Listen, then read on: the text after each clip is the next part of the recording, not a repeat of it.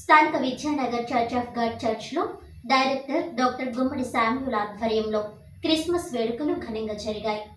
మానవుల పట్ల దేవుని కృప, ప్రేమ ఉంటాయని అన్నారు.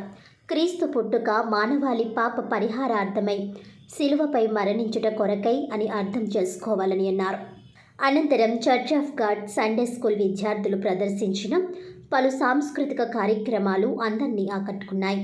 ఈ కార్యక్రమంలో చర్చ్ సభ్యులు K Suvarnaratnam, R Jacob Suman, Nageswararao, Srinivas, Ramesh, Sunny, Chiru, Sujan, Anuradha, Jyothi, Asika, Veni, Prabhavathi, doctor Sunitha, Sirisha, Baby తదితరులు పాల్గొన్నారు.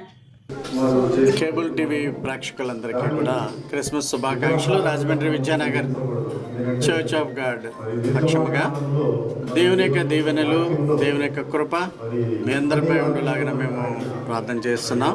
క్రిస్మస్ అంటే క్రీస్తు ఆరాధన, క్రైస్ట్ మాస్.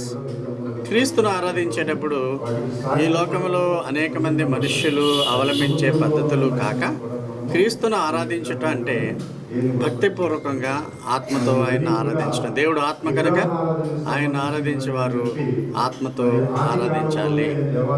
యేసు ప్రభువు ఆయన చెప్పినటువంటి స్వార్థ పరిచర్యలో భాగంగా నిన్ను వలె నీ పొరుగువాన్ని ప్రేమించము అన్నాడు. నిన్ను వలె నీ పొరుగువాన్ని ప్రేమించడంలో ప్రపంచం అంతా కూడా శాంతి సమాధానాలతో వర్ధిల్లుతుంది. అది ఇతరుల పట్ల ప్రేమ, క్షమాపణ గుణము కలిగి ఉండడం అనేది ప్రతి ఒక్కరూ కూడా నేర్చుకోవాలి.